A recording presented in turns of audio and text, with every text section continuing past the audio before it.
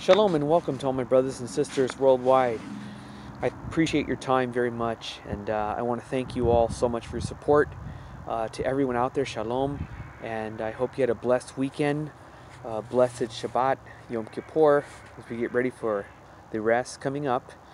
I would like to state that this presentation is to understand where Israelites have always stood when it comes to Elohim, the Hebrew Scriptures alone.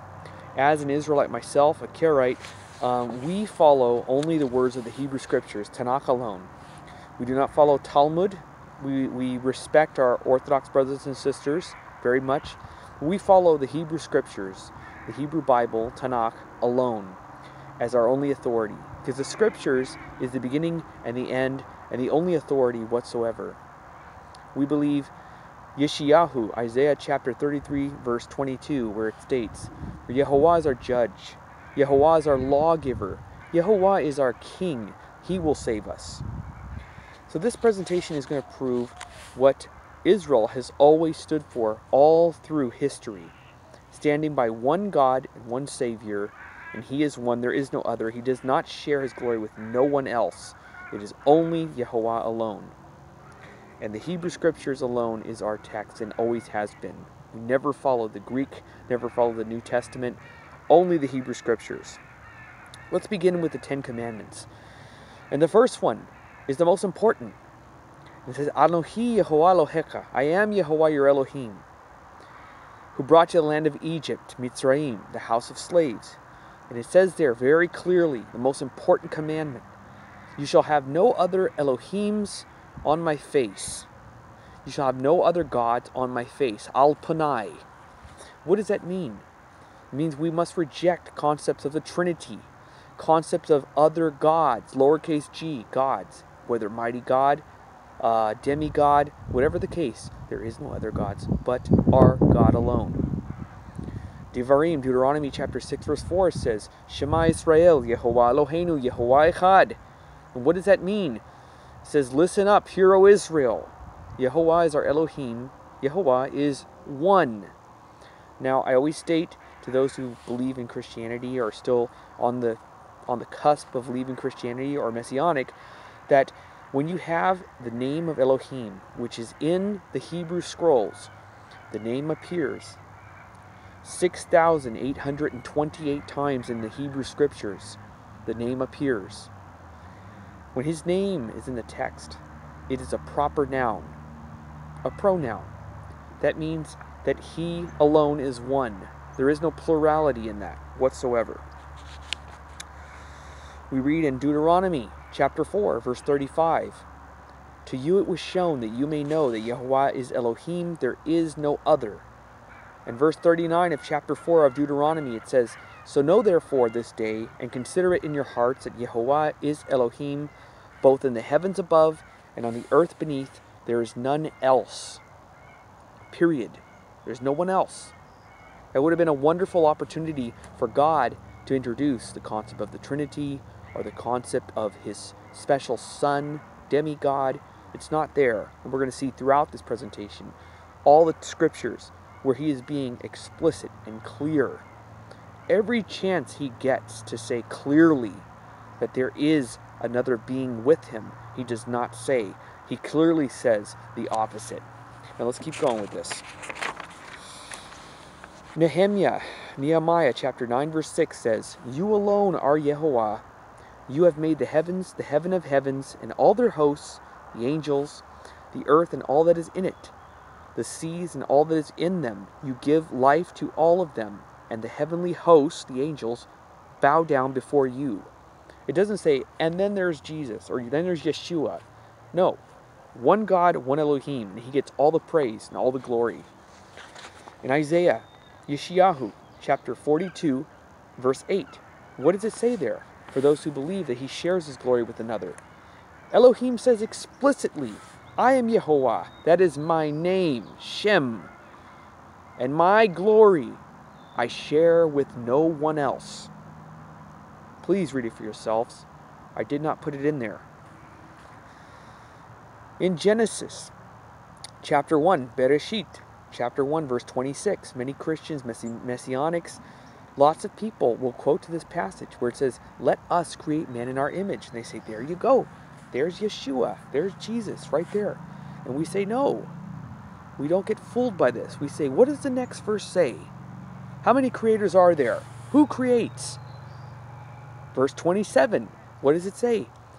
And Elohim created man in his singular image. In the image of Elohim, he, singular, created them.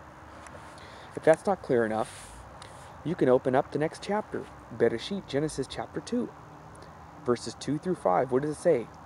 I'm paraphrasing here, but you can read it for yourself. Genesis chapter 2, verses 2 through 5. It says very clearly that this is the testament of the creation of Elohim, where God created man in his image, and he rested from all his work which he had done. Singular, singular, singular. Over and over and over. Isaiah 45, verses 5 through 6 says, I am Yehovah, and there is none else. There is no God besides me. I was with you, though you did not know me, that they may know from the rising of the sun to its setting, that there is none besides me. I am Yehovah, and there is none else. Now again, this could have been a great passage as well, where he could have said, there is someone else. There will be someone else. Nothing. Very clear, very explicit. Very explicit. Isaiah chapter 66, verse 2, it says, for my hand, singular, made all these things. Thus all things came into being. 2 Samuel chapter 22, verse 42. They, meaning everyone else, cries for help, but there is no Savior besides Yehovah. Isaiah 33, verse 22, like I stated earlier, Yehovah is our judge, Yehovah is our lawgiver, Yehovah is our king. He will save us. He is our Savior. Isaiah 43, verses 10 through 11, very clear. He tells Israel, you are my witnesses, plural, and my servant, Isaiah 53. Why? That you may know and understand that I am He. Before me there was no God formed, neither shall there be after me. I am Yehovah, and besides me there is no Savior. Please read it for yourselves. Isaiah 43, verses 10 through 11. Very clear. Okay, Psalms 89, verse 11. The heavens are yours, and the earth is yours, the productive land and what fills it. You have founded them. 1 Kings chapter 17, verses 38 through 39. He tells Israel, you must not fear other gods. It is Yehovah your God you must fear, because He is the one who will save you. It doesn't say Him and the Messiah to come. Him alone. Daniel chapter 2, verse 20 says, let the name of Yehovah be praised for all eternity, for wisdom and mightiness are His alone. Period. Okay. Psalms 96, verse 5. For all the gods of the peoples are worthless gods, but Yehovah made the heavens. Here we go. Isaiah 37, verse 16 says, O Yehovah of hosts, the God of Israel, who is enthroned above the heavens, you are God, you alone, of all the kingdoms of the earth, you have made heaven and earth. Psalms 121, verse 2, my help is from Yehovah, maker of heaven and earth. No one else, just Him.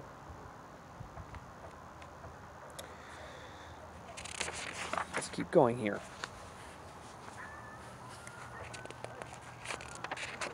Over and over and over, we see nothing but one Elohim and no other.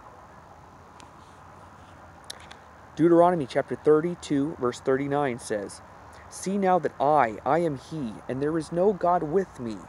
I kill, I make alive, I wound, and I heal, neither is there anyone that can deliver out of my hands. 1 Kings chapter 8, verse 60 says, so that all the peoples of the earth may know that Yehovah is God, there is none besides Him. 2 Kings chapter 19, verse 15, you are God, you alone, of all the kingdoms of the earth, you have made heaven and earth. Very clear. 1 Chronicles chapter 17, verse 20, O Yehovah, There is none like you, neither is there any God besides you, according to all that we have heard with our ears. Meaning the experience at Mount Sinai, where all of Israel heard God speak. Psalms 86 verse 10, for you are great and do awesome things. You are God alone, YHWH.